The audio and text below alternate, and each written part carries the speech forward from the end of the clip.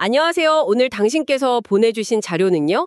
이게 참 개인적이면서도 또 내밀한 문서예요. 네, 그렇습니다. 김정아라는 딱 한 사람을 위해서 쓰인 기독교 기도문인데요.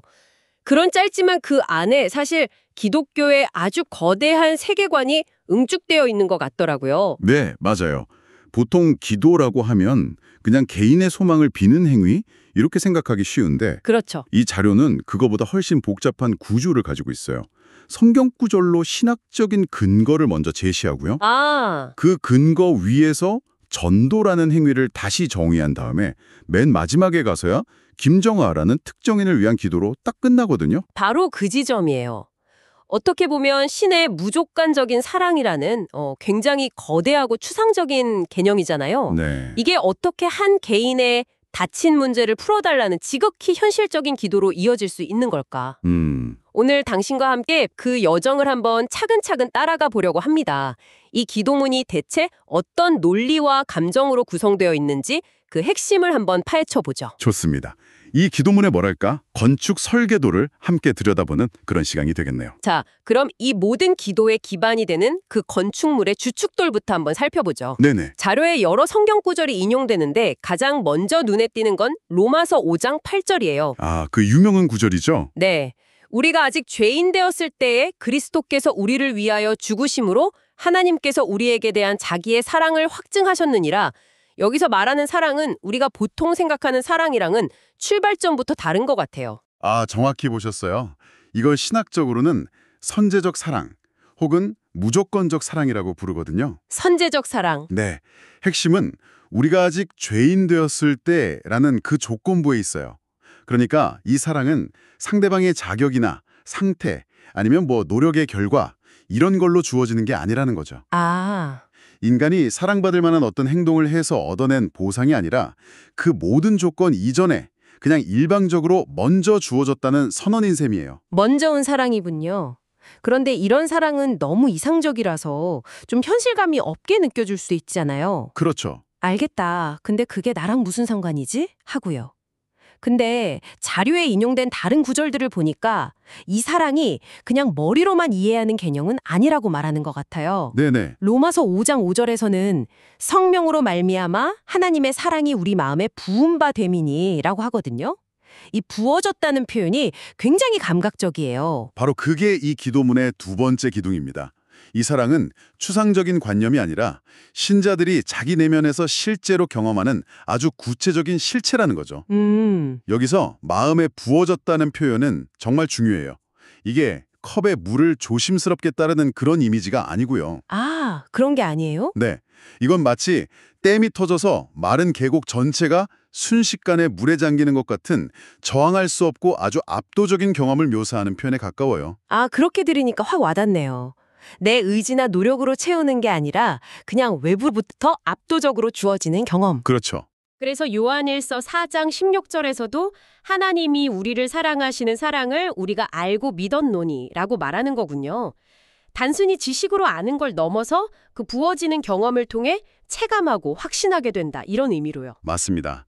지적인 동의랑 체험적인 확신, 이 두 가지가 결합될 때 비로소 이 사랑이 신앙의 동력이 된다고 보는 거죠.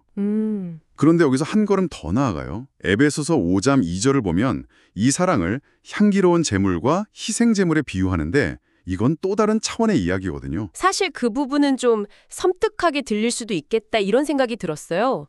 희생제물이라는 단어가 주는 무게감이 있잖아요. 네, 있죠. 사랑을 왜 하필 이런 이미지랑 연결했을까요? 좋은 질문이에요. 현대적인 관점에서는 충분히 불편하게 들릴 수 있죠. 하지만 이 비유는 사랑의 가장 극단적인 형태, 즉 자기 희생을 보여주기 위한 장치예요. 자기 희생이요? 네.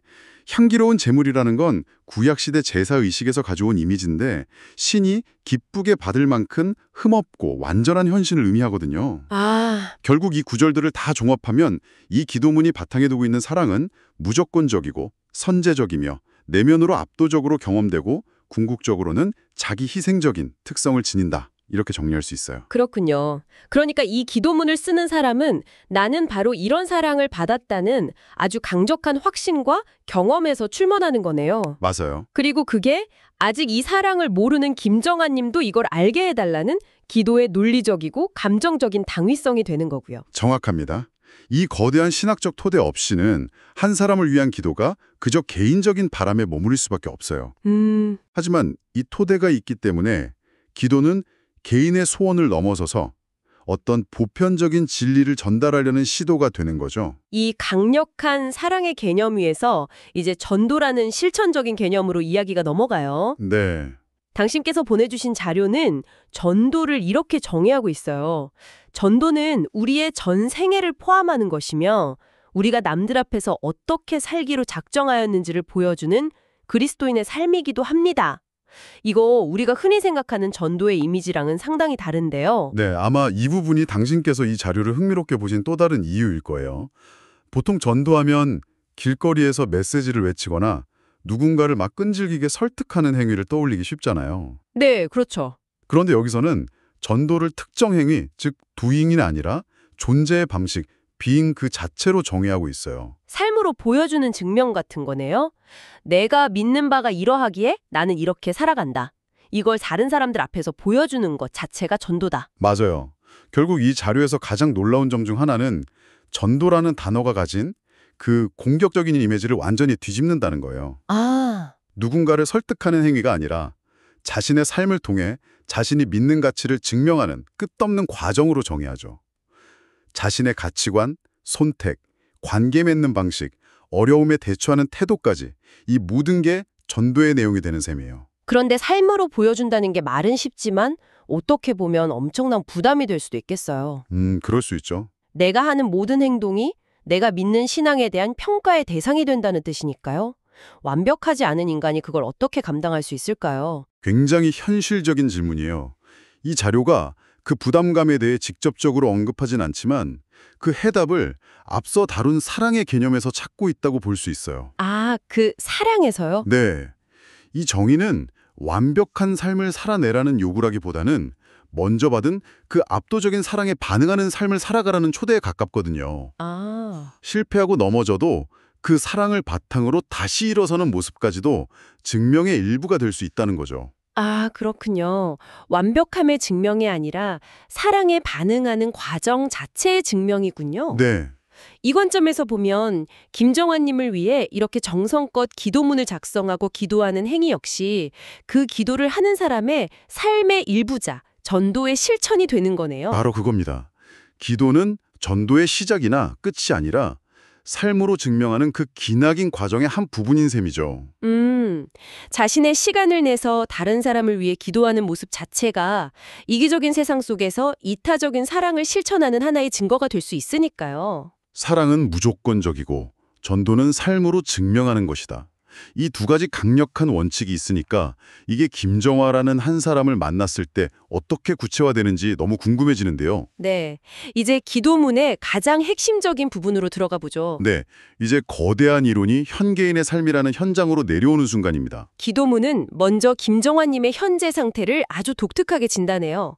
하나님의 온전한 사랑을 알지 못해서 갈급하거나 목말라 하지 않습니다. 아, 그 부분. 보통은 뭔가가 부족해서 목말라 하는데 여기서는 사랑을 몰라서 목마름조차 느끼지 못하는 상태라고 말해요. 이건 정말 흥미로운 진단인데요. 아, 그 부분 짚어주셔서 정말 반갑네요.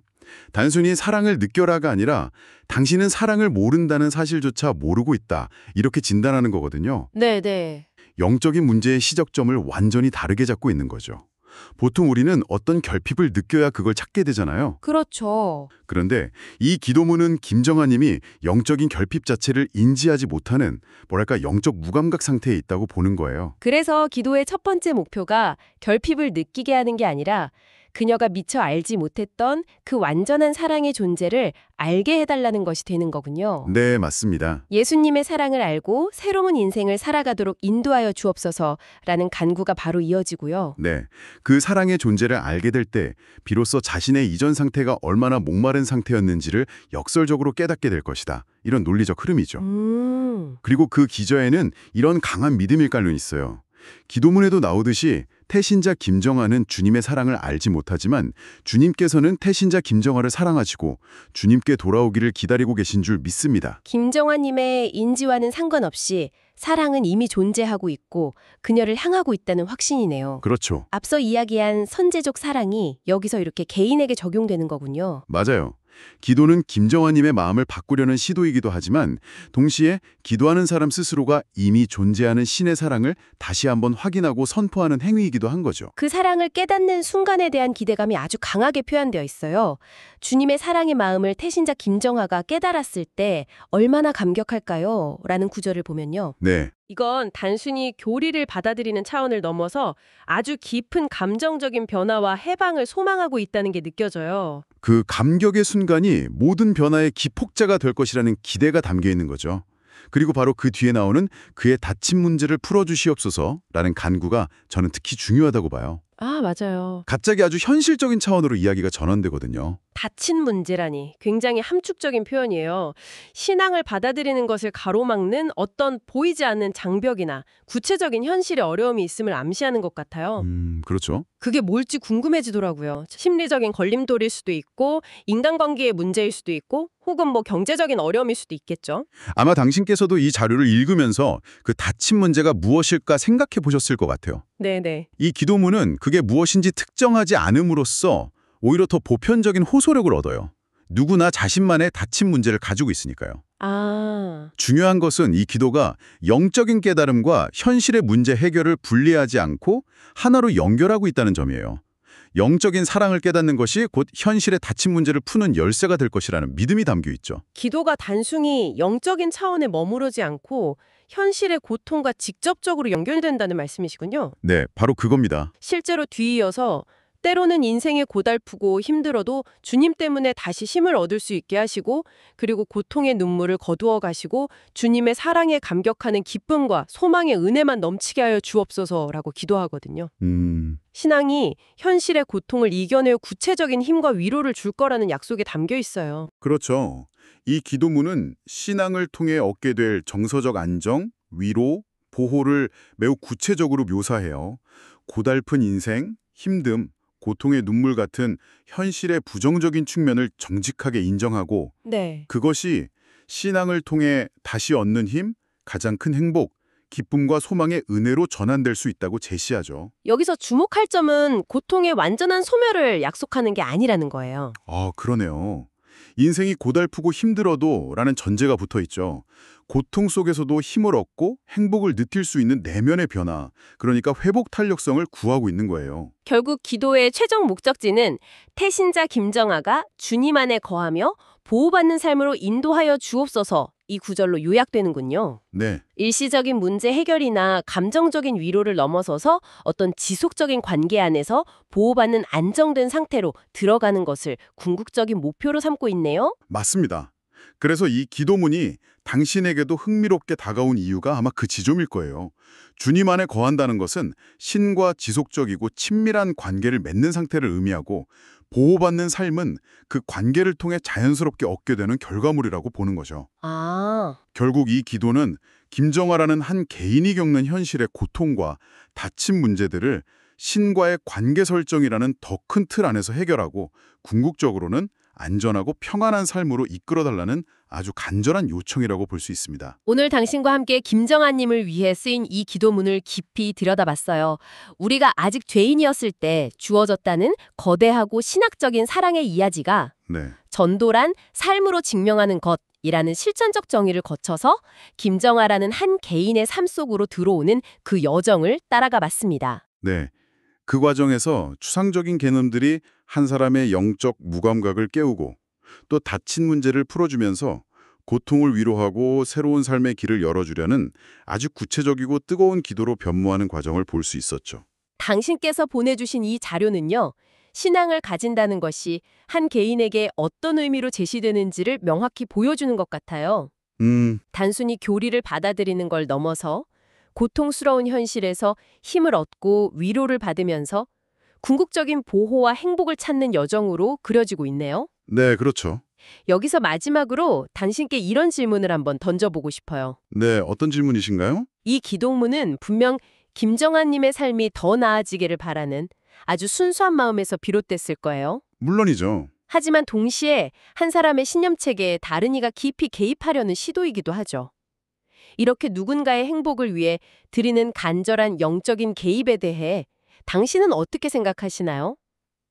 그 순수한 동기와 개입이라는 행위 사이의 경계가 오늘 우리에게 무엇을 생각하게 하는지 곱씹어 볼 만한 지점인 것 같습니다.